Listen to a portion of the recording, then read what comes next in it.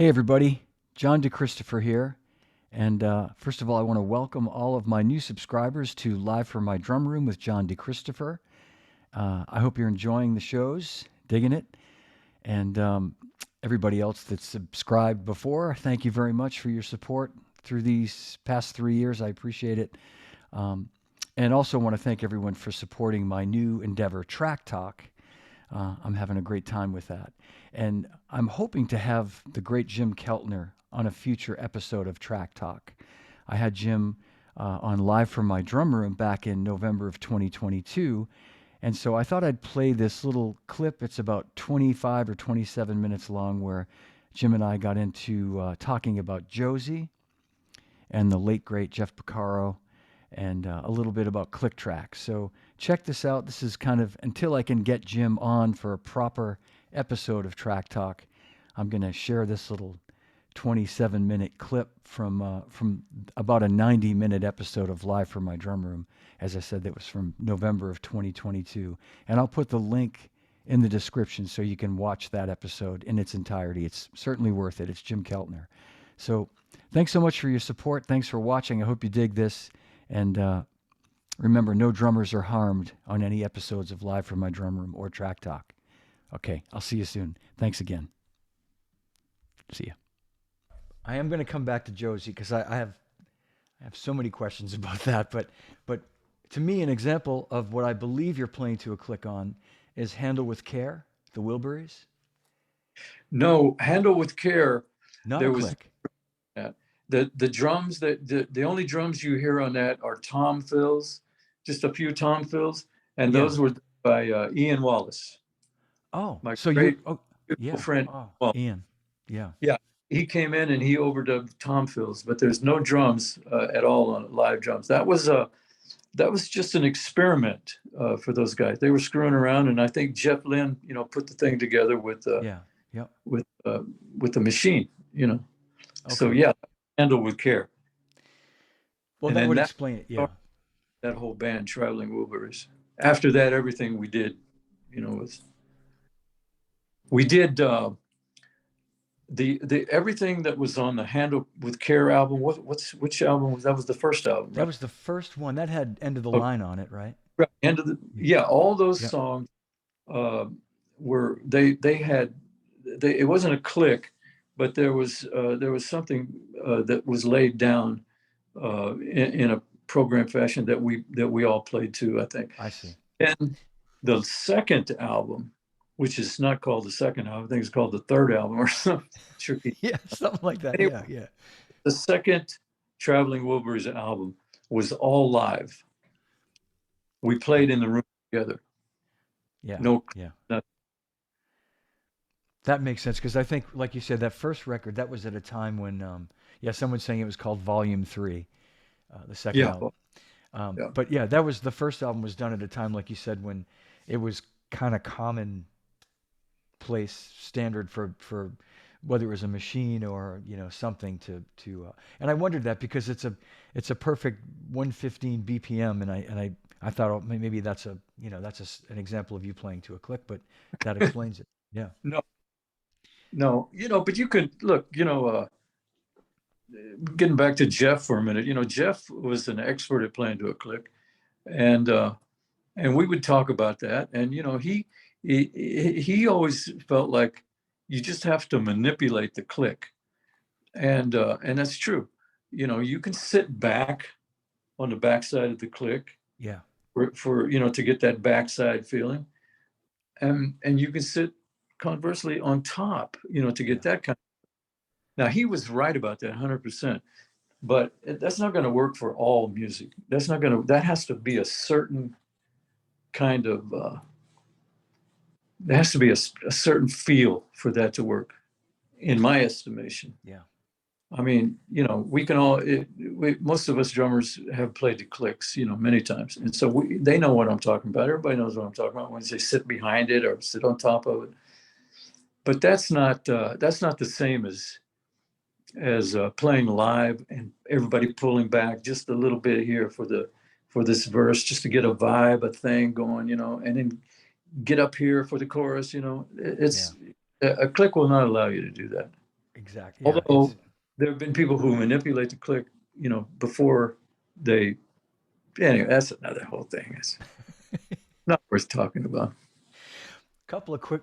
No, Jim, this is. Thank you again for doing this too. This is just so great. People are enjoying this, and as I am, as you can tell. Do you remember? That's good. Thank you. That's, Do you remember what snare drum? This is the only sort of geeky gear question I'll ask. If you remember the snare that you used on Josie. yeah, very, very well. I mean, that was that I took I had um, somehow I acquired, and I don't know where I got it, uh, but I had an original Black Beauty, Oh man. a 5.5. So it wasn't a deep Yeah. one. It Yep. was like 5 inch, 5.5 inch Black Beauty, but original Black Beauty with the etching, the whole thing. Oh. And in my ignorance, I I tried tuning it. I wanted to play it real good. They said, "Oh, it was about you got a Black Ludwig there, Black Beauty Ludwig there, fantastic." I played it. I could not be happy with it. Anything I did, I tried calf head. I tried everything I did. I changed the snares. It just didn't have it for me. It wasn't doing anything for me. So I took it to the drum shop, and Bob Yeager, who was the owner and the Yeah. and the great supporter of all of us guys, and he loved me, and he'd say, "Hey Jimmy, what's going on?" I said, "Hey Bob, I have this drum, and I know it looks kind of shitty, but it's it's a Black Beauty." And I said, "Can I trade this for something? Let me go like over the." He used to have a little stand with a bunch of snare drums on it. They still do. Hmm. And can I go over there and pick one out and trade this for you? And he goes, "Yeah, go ahead." So I went over and I just tapped on things, and I tapped on this one. It was a plexiglass Ludwig, Oh yeah. super sensitive. Like the Vista light. Yeah, Vistalite, Yeah. right? Yeah. Vistalite, super sensitive, Okay. as crisp as it could possibly be. I'm going, I'm going, oh God, that's. And so I took Bob this one here, and he goes, "Man, you sure you want that's like a $90 drum, man? There's some in there that are better than more expensive." I said, "I like the sound of this thing." So I took it, and I don't know how long I had it. I didn't have it very long before I played with them on that, but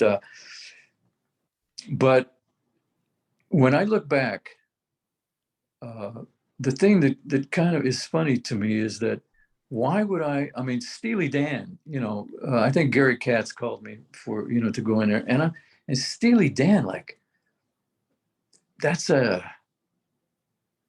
that's a record I should be really, I got to go in, I got to get the right snare drum, the right thing. But for some reason, I didn't have that feeling. I just had this little drum, and I said, I'm going to play this drum. Now that, I don't know, that, that was a pretty wicked little move on my part. I don't, because it should have been a more, like a conventional snare drum. I didn't think of it then. I'm thinking about it after the fact, which is good because Yeah. otherwise Yeah. I would have done that. So the little drum is up on the stand, and I'm playing it, and I think it was Schnee, right? Yeah. That was Bill Schnee. Yeah. engineering. Schnee and Katz in the room. They didn't say anything to me. They didn't say, "Hey Jim, can you tune it down a little bit? Have you got something else? Guy, can you put a blanket on the freaking thing, or can you do something?" No, they didn't say anything. So I'm going, okay. Yeah. I, I was playing in the studios enough by that time where I knew if I can get away with something, fine. If not, because I always wanted a little bit of ring or something from the snare drum. I always hated the flat thing. I hated that. But Yeah. but and I shouldn't. It's too bad because that's the way the Beatles records were made. That's the way I played on so many of the early big songs that I played on were done with drums like that. I think it's just a personal thing. It's like, do you prefer cherry or do you prefer apple? It's that kind of thing. Yeah.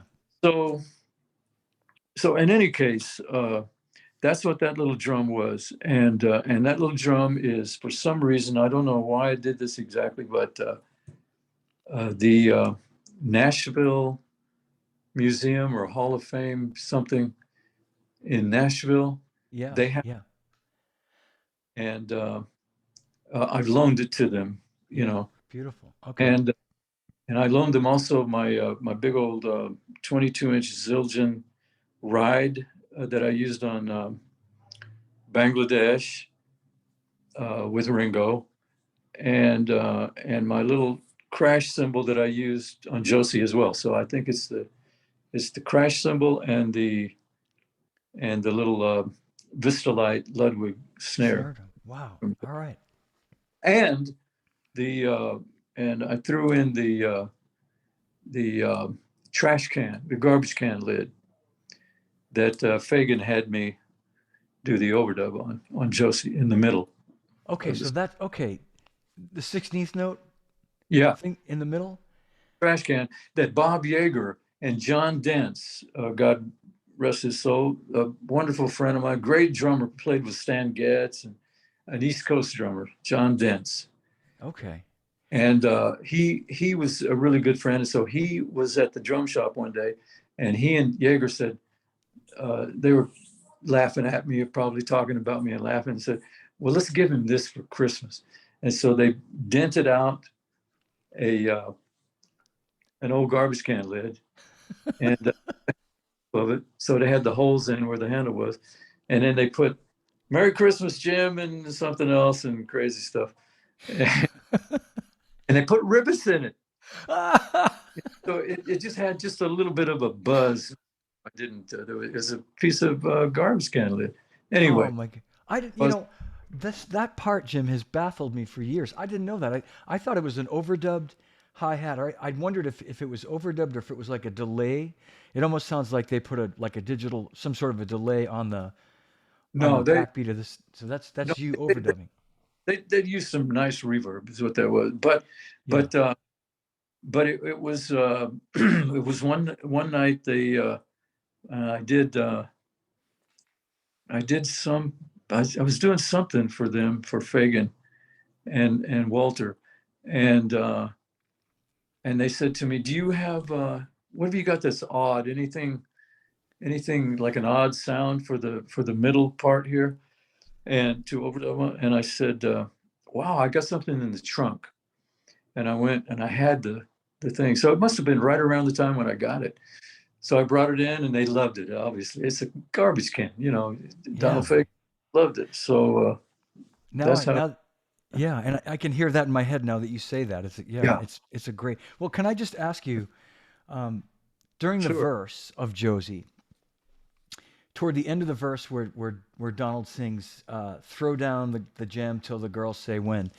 That thing, do you double up on the hi hat and play a 16th note? Like, are you playing it?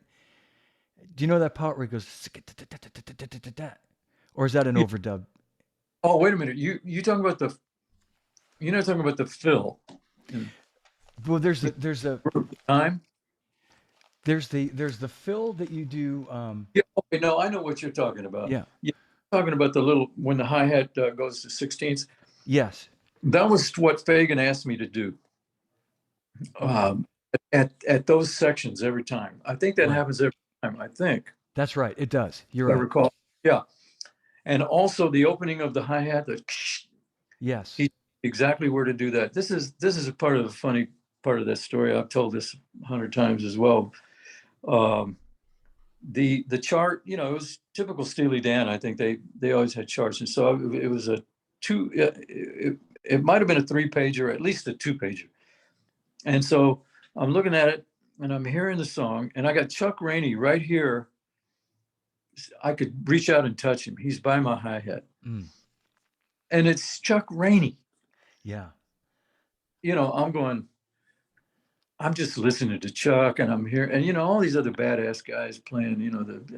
Everybody on that session were the baddest cats, and so I'm playing, and I'm thinking, oh yeah, okay, well this is cool. This is no big deal. I don't even have to look over there at the paper. I got this. And, suddenly, Fagan, who's been walking around slowly and talking to guitar players and people, and I don't know what he's saying, but he's pointing at things, and then so he's telling them, but here, do this, to whatever, try this chord like this, and all the things that he's saying. And he comes over to me. I'm not even thinking that he's going to come to me. He gets over to me. He goes, "So right here, bar 66, open the hi hat, and then open the hi hat there and there." And I'm, oh shit. Okay, so look, I'm going to have to watch a little bit, and and and then there was the little part in the middle, the drum fill, when he comes out of the spacey bridge. Yeah. That dum, dum, dum, yeah, dum. Yeah. that little thing was that I was scared of that because it was I think it was a 7/8 or a 5 or so. I'm going to have to go listen to it again. You would think I would know this by now, but Gary Katz told me, or somebody told me, that Gary Katz was doing a seminar somewhere, some college or something, and somebody asked him about the drum fill in Josie. And he said, no, I think that's Keltner made that up. Keltner just played that. And when I heard that, I said, no, man, that was it. That was written out note for note. Those little 16 notes were written out like that. That was Fagan. Yeah. I tried to get Gary to get me a copy of the drum chart, and he said it's disappeared. Oh man. I've seen it. Hopefully one day that'll appear, because that was a little funny part, man, and it scared me. I didn't know if it was going to work, but it did. That's how bad. See, that's who you're playing with. If you're playing with cats that are so great, you've got no place else to go but up. No, I agree with that. Now, just Rick has told a similar story about Peg and having Chuck Rainey right next to him, and just leaning on each other, him leaning on Chuck, Chuck leaning on him, and and it Man, just I and mean, Peg. I mean, that's against the one of world. the Yeah. best grooves of all time. Yeah, Ricky and sitting right there with they like that position for some reason with Chuck. Yeah. But what's great about it is I wish they had a picture of that. I wish they had a little bit of I wouldn't say video because I hate playing with videos, but somehow they had a way for people to see the setup in that room. Yeah. Everybody was in the room, and it's not a big room. It was a producer's workshop right there on Hollywood Boulevard. It's a kind of a smallish room, Hmm. but everybody was in that room, and I don't remember seeing a lot of baffles.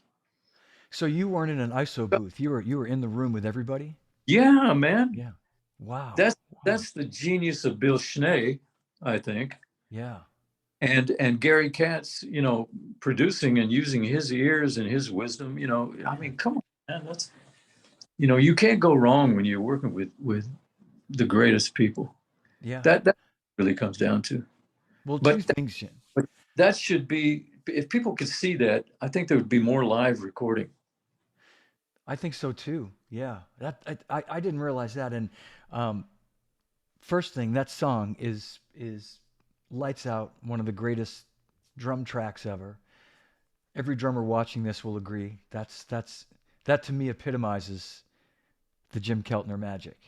Well, look, I must say something here at this point. First of all, I appreciate that very, very much. Obviously, great to hear that sentiment. I must tell you,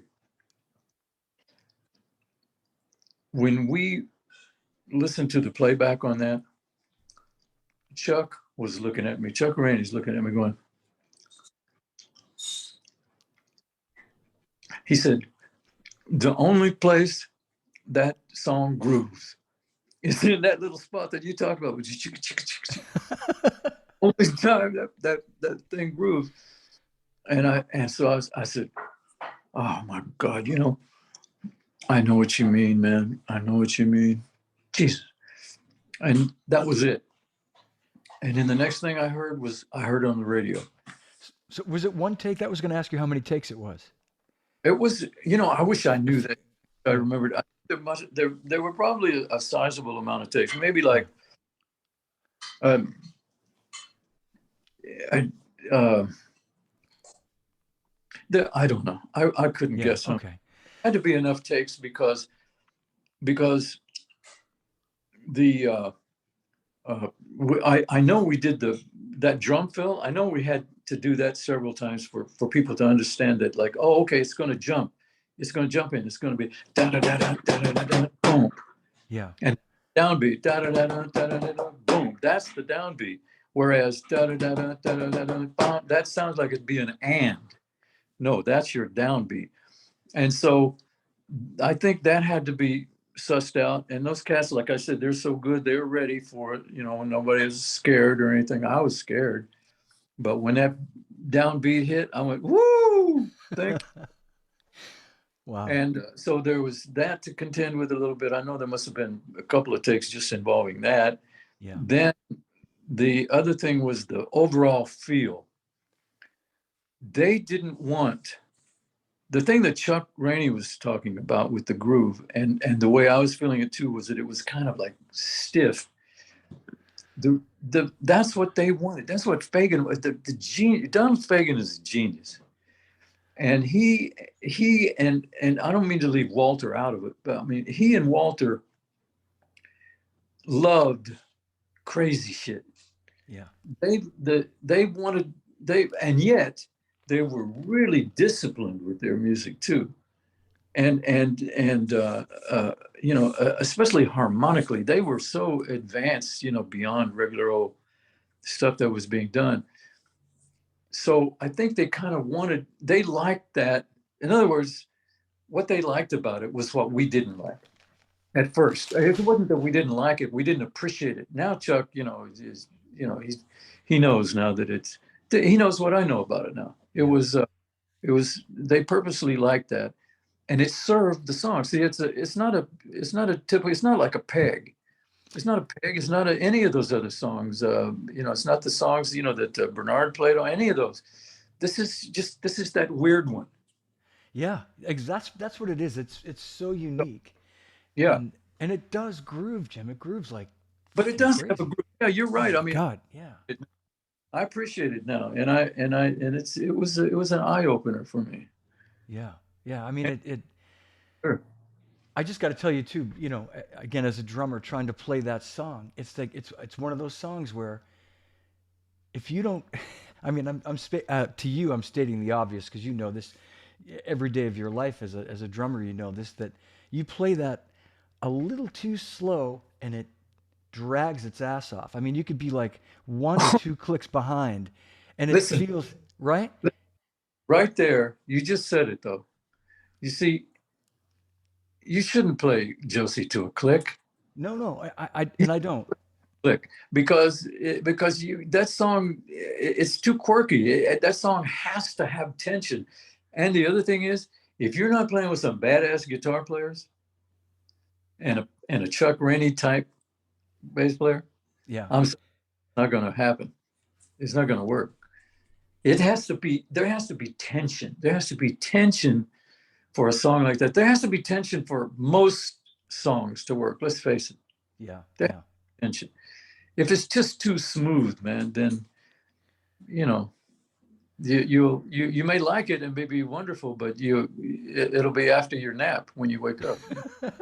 No, I know what you're saying. I mean, it's never going to sound the way you guys made it sound, but sometimes we can get in the zone, and I find that if I play it just a hair too fast, it's rushing. It's like you go from right there to way too fast or right there to too slow. Well, are the guitar players playing the same kind of groove? Are they playing? Are they being faithful to the thing? And Well, as best, we don't have the instrumentation, you know. responsible whether you go up or down. They're going to be responsible. You're a drum. You're an educated drummer, aren't you? I mean, you've had some high school education at least, right? Yeah, yeah, sure, Okay, yeah. so you know how not to drag and how to rush. So it's your partners, man. You gotta tell the guitar players, come on now get up there and play this groove like right here. You can pull back a little bit, but right here, get up on it. In fact, do all of that and then listen to me while I'm playing. And let's not just be concentrating on ourselves only. Let's see what happens, this noise that we're making together. And that's the way you're going to make that little thing happen. Yeah, yeah. If you're just trying to, of course not. That's a horrible groove to try to copy, I would say. And no, I know. It's by the way, Jeremy Stacy is watching and he says hello. We Ah, talk got about some groove. talk about groove. Yeah, Oh, exactly. Love Jeremy. Jeremy. Yeah. Yeah. And remember Texas Tim Root from the old Simmons days, he's Are watching as you well. kidding? I'm not kidding. We got the whole world watching here, Jim. Wow. Jim Keltner. Well, I won't keep you much longer. I know we've been going a while here, and a couple of quick things I just want to say to you that I loved. We talked about the John Lennon work that you did, and some of my favorite work was the early Jackson Browne from For Every Man record, the song For Every Man, and Redneck Friend, which is just a great Yeah. country little tune, Yeah. and Ready or Not, which was like these are tunes that my sister turned me on to, who's older, and when I was a teenager, she'd play that, and I see your name in the liner notes, and Russ Kunkel and Gary Malaber and Yeah. all the Yeah. cats, and Russell played on those big hits. Russell, got to give some to my buddy Russell, man. Russell yeah, Kunkel. yeah, Talk about he's a good person. yeah, You never gonna find anybody say anything about Russ Kunkel except that he was one of the warmest cats they ever met. yeah. That's a good man, Russ. That's a good man and a Yeah. heck of a fine drummer, like yourself. Yeah. All right. Well, Jim, I'm gonna, we've gone a long time, and I so appreciate your generosity and all this time today. Thank you. Yeah, man. No problem. But I want to thank you so much from the bottom of my heart. Um, I just love you to pieces. You're a hero. You're a treasure. You're a treasure to all of us drummers. You are. I mean, thank you. John, thank you. Thank you for those kind words, man. And back at you, otherwise too, you're a well-loved cat in the community, in the drumming community. This drumming community of ours is a really special thing, man. It's a special place. And I am very, very happy to have been a part of this all these years, to have been a part of a really, really great, loving community. We've always been really solidly together, all of the Yeah, terms. I can't think of, you know what I mean, who weren't I just do. completely 100% on each other's side. Like we all got each other's back. I appreciate that. I love that. Me too. So No, I think we're all blessed. Well, Jim, if you would sit tight for 1 minute, I'm going to end the stream, and you and I can say goodbye in the room here. okay, But I want to thank everybody for watching. Thank you all so much. Big hand for Jim Keltner. God bless Jim Keltner. This is. I wanted to show you this too. It's like I have this over my drums when I'm practicing, and it gives me endless inspiration. oh man, what a day that was, man, up at Ringo's. Yeah, I That was know. yeah. Yeah, Rob Shanahan Those sent this guys, to me. first time in all those years to see each other and hug each other. Oh man. Yeah.